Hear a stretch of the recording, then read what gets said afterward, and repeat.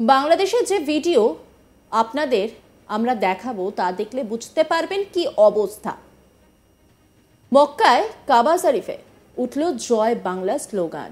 এক কথায় বলা চলে অভাবনীয়। মক্কায় কিভাবে এই স্লোগান উঠল তা দেখলে আপনিও অবাক হয়ে যাবেন।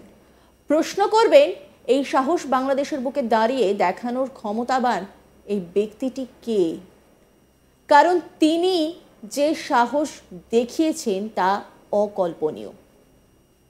দেশের ঘরে ও বাইরে রীতিমতো চাপে পড়ে গিয়েছেন ইউনূস। দিকে দিকে তার বিরুদ্ধে একটা চাপা আন্দোলন নাকি শুরু হলেও এখন তা প্রকাশ্যে আসেনি বলেই সূত্রের খবর। এই পরিস্থিতিতে বাংলাদেশে কি ঘটতে চলেছে দেখুন। শুধু মক্কায় কাবা শরীফে উঠল জয় বাংলা স্লোগান নয়, এক পুলিশের হাতেও একই স্লোগান দেখা গেল। এই স্লোগানগুলি রীতিমতো নাড়িয়ে দিয়েছে অন্তর্বর্তীকালীন সরকারকে। দেখুন কিভাবে দিকে দিকে স্লোগান উঠছে। জয় বাংলা, জয় বাংলা, জয় বাংলা।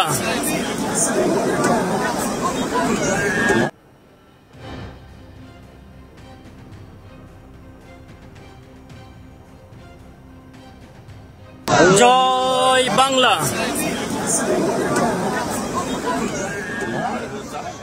পুলিশ নিজেই বিক্ষোভের হাতে জয় বাংলা স্লোগান নিয়ে ঘুরছেন। রীতিমতো জয় বাংলা লিখে যে ইউনূস সরকারকে বিড়ম্বনায় ফেলে দিয়েছেন তা বলাই যায়। তাই বলাই যায় ইউনূস বাংলাদেশের ঘরের ভিতরে ও বাইরে রীতিমতো চাপে। অনেকেই বলছেন এই ইউনূসের বিরুদ্ধে সুযোগ পেলেই বাংলাদেশে শুরু হয়ে যাবে যুদ্ধ, বলা ভালো গৃহযুদ্ধ। কারণ পুলিশের উর্দি পরা এই ছবি, হাতে জয় বাংলা প্ল্যাকার্ড নিয়ে দাঁড়িয়ে থাকা, তার মুখ ঢাকা থাকলেও এই ছবিতে একটা বিষয় পরিষ্কার যে এই ব্যক্তিটি পুলিশের।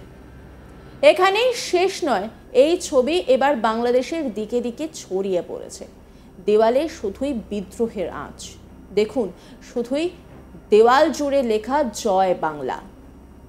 ইউনূস সরকারের বিরুদ্ধে যেন সুর চড়ছে গোটা বাংলাদেশ জুড়ে। এই ভিডিও সেই প্রমাণ দিচ্ছে। তাদের দাবি আটকে রাখা যাবে না, তারা প্রতিবাদে গর্জে উঠবেনই।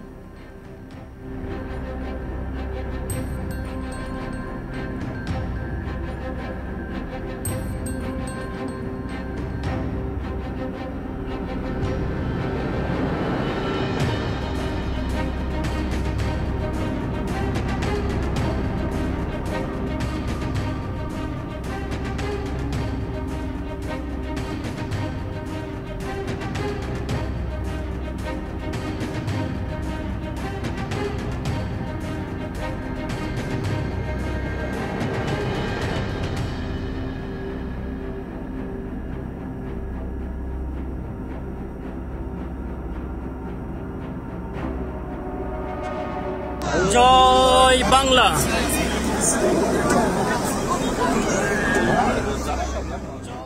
এই ভিডিও দেখে একটি বিষয় পরিষ্কার যে চাপে পড়তে চলেছেন ইউনূস সরকার।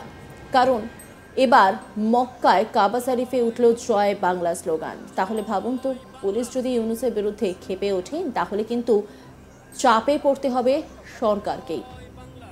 হাসিনা অনেক ক্ষেত্রে এখন তার বক্তব্য আমরা দেখতে পাচ্ছি। তাই বলাই যায় বাংলাদেশের পরিস্থিতি রীতিমতো পাল্টে যাচ্ছে। এই গোটা কাণ্ডটি ঘটানোর পিছনে কি অন্য কারোর মদত রয়েছে? এই প্রশ্ন বেশ মাথাচাড়া দিয়ে উঠছে।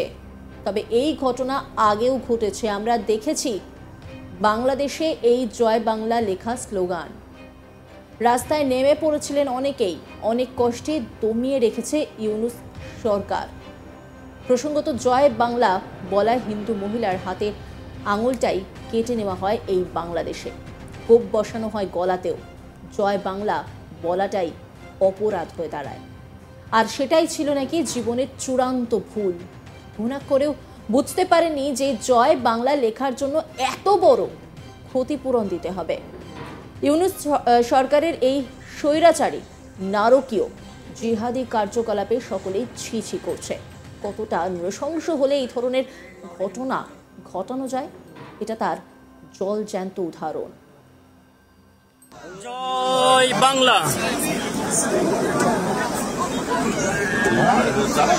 জয় বাংলা, জয় বাংলা।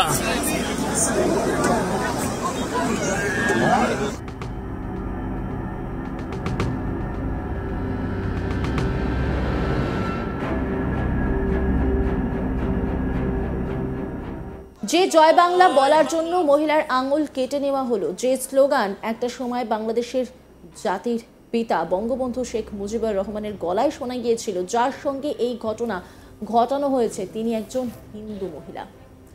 হাসিনার বাংলাদেশ ত্যাগের পর থেকেই ভারত ও বাংলাদেশের সম্পর্কের অবনতি শুরু। এরপর অন্তর্বর্তী সরকার ক্ষমতায় আসার পর প্রতিবাদী সাধু চিন্ময় কৃষ্ণ দাসের গ্রেপ্তারের পর যেন আগুনে ঘি পড়ে। ভারতের পতাকা অবমাননারও অভিযোগ ওঠে পড়শি দেশের কয়েকজনের ছাত্রের বিরুদ্ধে। এবার বাংলাদেশে এক হিন্দুর মহিলার আঙুলটাই কেটে নেওয়া হয়েছে। কতটা ভয়ঙ্কর জিহাদি মনোভাব একবার ভাবুন।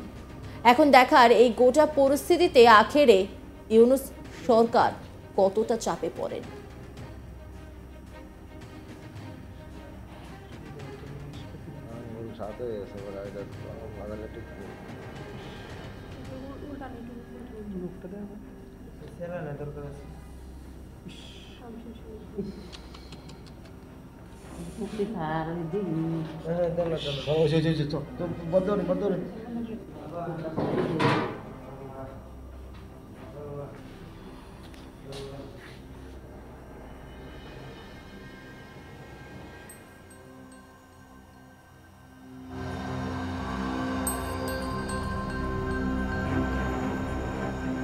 যে ভিডিওটা আপনাদেরকে দেখালাম তাতে বুঝতেই পারছেন কি অবস্থা।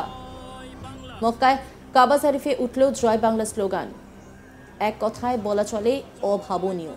মক্কায় কিভাবে এই স্লোগান উঠলো তা তো আপনাদেরকে দেখালাম। রীতিমতো এরপর কিন্তু পরিস্থিতি যে আরো উত্তপ্ত হচ্ছে তা কিন্তু বোঝাই যাচ্ছে। দেশের ঘরে ও বাইরে রীতিমতো চাপে পড়ে গিয়েছেন ইউনূস। দিকে দিকে তার বিরুদ্ধে একটা চাপা আন্দোলন নাকি শুরু হলেও এখন তা প্রকাশ্যে আসেনি বলে সূত্রের খবর। এই পরিস্থিতিতে বাংলাদেশে কি ঘটতে চলেছে সেই ছবি আপনাদের সামনে তুলে ধরছি। শুধু মক্কায় কাবা শরীফে উঠল জয় বাংলা স্লোগান এমনটা নয়, কিন্তু এক পুলিশের হাতেও একই স্লোগান দেখা গেল। এই স্লোগানগুলি রীতিমতো নাড়িয়ে দিয়েছে অন্তর্বর্তীকালীন সরকারকে। জয় বাংলা, জয় বাংলা। নজর রাখুন আজ তাক বাংলার ইউটিউব স্ট্রিমিংয়ে।